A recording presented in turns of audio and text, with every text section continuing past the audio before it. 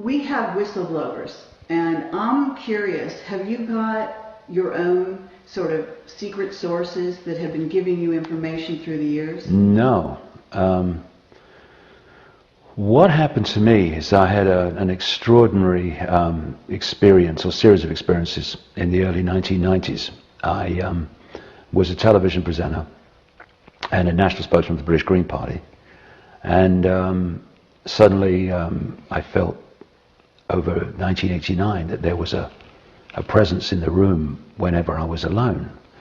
And it became more and more tangible as 1989 unfolded. It was bizarre, really, because the Green Party in Britain had their biggest electoral year in 1989 at European elections, and I was going through all this while whenever I was in a room alone, like a hotel room or something, there was this presence, you know. And eventually it got so powerful towards the end of '89 that I was sitting on the side of a bed in a hotel called the Kensington Hilton in London, just down from the BBC headquarters. And I said to this apparently empty room, look, if there's something there, would you please contact me, because you'll drive me up the wall. About 2 weeks later, it must have been, I'm with my son, he was a little boy then, he's a singer-songwriter now, in mid-20s. 6'4". Right. Yeah, this is Gaz and Gareth, and we were playing football, and we were going to go down into the town to get some lunch. I live on a seaside resort in a place called the Isle of Wight in England. And as we got down towards this Greasy Joe Cafe, some railway worker stopped me and started talking about football, because I was on the television talking about sport and stuff.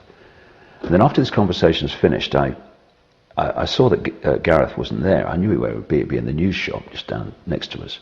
So I walked in, and he was reading the steam train books, because he likes steam trains, certainly like me. And I said to him, come on, Gaz, we'll go and get some lunch. And as I turned, my feet wouldn't move. Now, this is a guy who's not been into any of this stuff. He's a television presenter and national spokesman for the Green Party, a journalist, basically. And my feet wouldn't move. And I heard, well, it's really a voice, but a very strong thought form passed through my mind, which didn't seem attached to me. Why would I think it? And it said, go and look at the books on the far side. So I went over, and in among the romantic novels was this book with a woman's face on the front. And I picked it up because it was so different to the rest. Turned it over, saw the word psychic. So I read this book in 24 hours, and I wrote to her. I went to see her. And what I told her was, I had arthritis, which I have, and maybe her hands-on healing would help. I told her not the real reason I went, which was, would she pick up what the heck this presence is I've been feeling for nearly a year? Well, actually, for a year by then.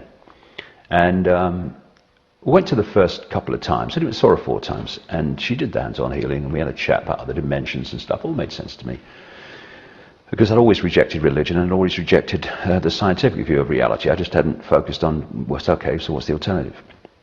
And then the 3rd time I went, I'm lying there on this medical type bench thing, and I felt like a spider's web on my face, which really took me aback, because I'd read in her book that when other dimensions, or whatever, spirits, or whatever you want to use, are trying to lock into you, you sometimes feel like a spider's web on your face. Well, funnily enough, I never had before, and I never have since, but at that moment, seriously powerful, real, tangible.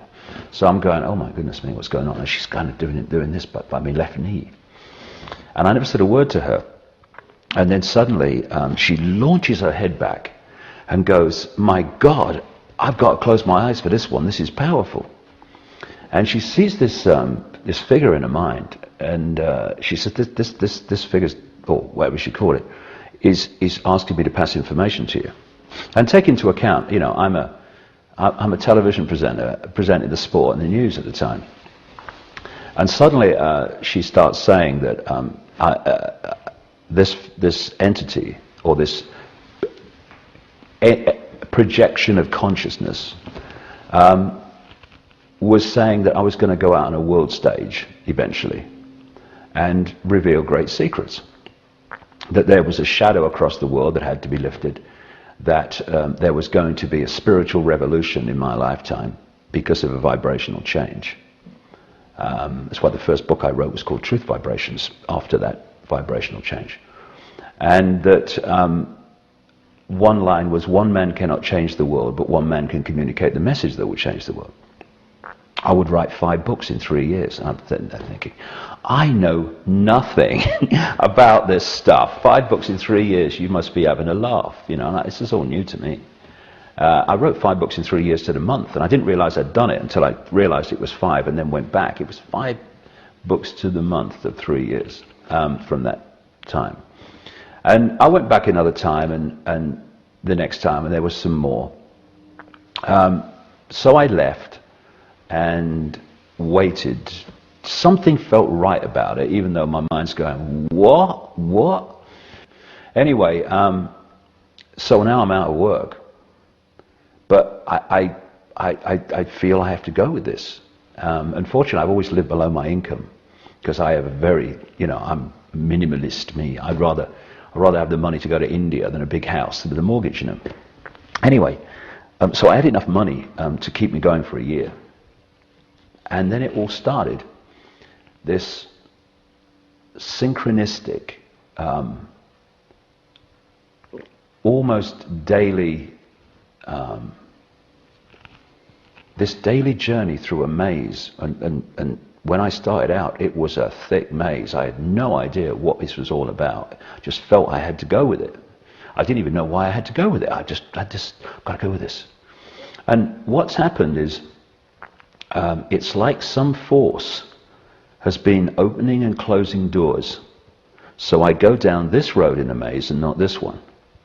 And so coming round to, answering your question directly, I just follow and have followed now for nearly 20 years this pulsing, this urging, this knowing that passes through me.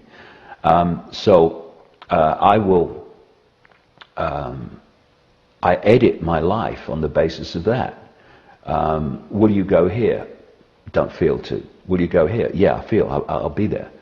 And what has happened as a result of just doing that is I've walked into people, experiences, information, books, documents, which has taken me, when I look back, on a very specific journey. I've described it before as like you're trying to put a jigsaw puzzle together, and some force is handing you the pieces. We feel the exact same way. We've had the same experience. Almost in the right order that you can encompass them in the picture most easily. Mm-hmm. And so, first of all, in the early years of the 90s and through to about 1996, all the synchronicity was about the 5 sense level of this conspiracy. Banking scams, families connecting, same people behind this and behind that and behind that, who's behind the drug networks and all that stuff, banking families and engineered wars, what was really behind the Second World War, the First World War, what's this this network that is the guiding force of this conspiracy, all that stuff. And then from about 96, when I came to America to talk about this for the first time, and lots of people turned up. I talked to 8 people in Chicago, I remember that. It was that was what you might call an expeditionary 3 months, because I was talking to myself most of the time. But I was picking up information as I passed around, and what started then from 96 onwards was the next stage of this, which is these families that I'd learned so much about in the years before, were actually connected to some non-human race or entities, for which they were basically fronting up an agenda within this 5 sense reality. That's when I went into the whole reptilian stuff. And of course, the synchronicity of my life and my journey, personal journey, and my communication of information are fundamentally connected, because part of my massive part of my life is, as I've been learning more and more, my personal journey has been clearing out my own body computer programming so that you know, I can access higher and higher levels of consciousness. Of course, everyone's got the opportunity to do that, and many people are doing it now. So I've had great challenges in my life at the same time as doing the information to break this up. And these programs up, and one of the biggest ones happened in 1991 when I started talking about what was happening to me. And of course I was a well-known television presenter in Britain, so there was monumental ridicule of a kind that, you know, few people can actually have experienced. I mean, I would walk down the street and be laughed at by most of the people in the street for like 2-3 years. A comedian only had to say my name, no joke necessary, get a laugh. But can we go back to that? Because I'd love to get, you know, to sort of drill down and find out how did you actually get into the reptilian situation? Well, yeah, what I was just going to say, the reason I bring this up is about the synchronicity of my life.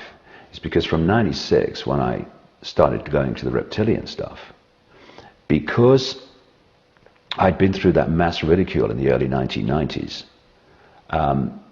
it had cleared me out of the key thing that most people live in, the prison that most people live in, which is the fear of what other people think. Therefore, to me, coming out from the late 90s about the reptilian stuff was not a problem, because the level of ridicule could not be greater than what is before. But why did you have ridicule before? Because the only ridicule I knew was about the reptilian. Oh no, I mean, I'll tell you another story that leads into that. Towards the end of 1990, when I had finished the book Truth Vibrations, and it went off to the publisher to be published in the spring of 1991, I had this overwhelming feeling, again, the urge, the impulse, to go to Peru. And I had no idea why, I just had to go to Peru. So I get on a plane to Peru, not knowing why I'm going there. And I land in Lima Airport, and from the moment I landed, amazing synchronistic things happened.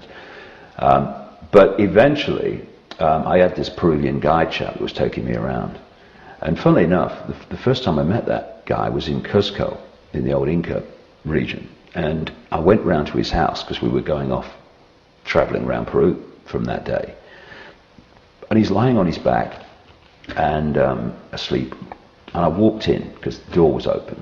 And he looked up at me and he said, not hello, but do you have any dreams last night? What? I said, well, actually I did. I said, I had a real big, clear, technicolor dream that one of these 2 front teeth fell out. Can't remember which one. And he said, is your father or grandfather still alive? I said, well, my father is, yeah. I said, why? He said, well, that's usually symbolic of your father or your grandfather dying. I thought, well, this guy's going to be a bunch of laughs for the next 3 weeks. And wow. When I next got a call out of Peru, my father had died back in England. Oh my God. That's unbelievable.